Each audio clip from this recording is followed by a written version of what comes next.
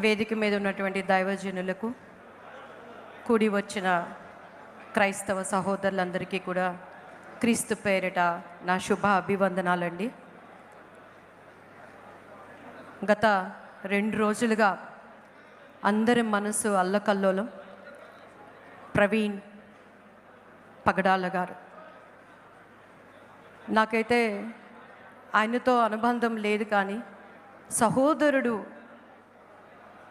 సత్యములో నుంచి సర్వసత్యములోనికి, ఇదే సత్యము అనుకుంటున్న మనకు సర్వసత్యములోకి నడిపించడానికి ఆయన బోధనను నేను విన్నప్పుడు బాధేసిందండి, చాలా బాధేసింది.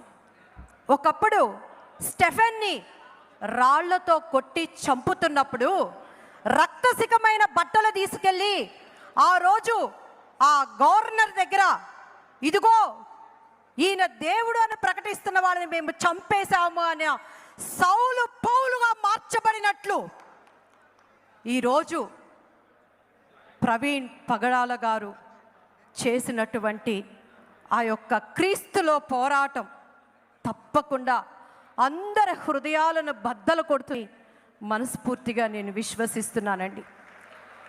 మనకి ఇది వినండి అని చెప్తున్నాను. ఒక్కటేనండి, మీడియా ముఖంగా వేదిక మీద ఉన్న దైవజనులందరికీ నేను శిరస్సు వంచి కోరుకునేది ఏంటంటే, 2 చేతులు కలిస్తేనే చప్పట్లు.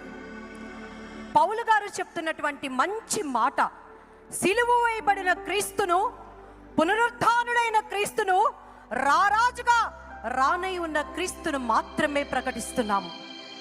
తర్కాలు మనం కాదండి.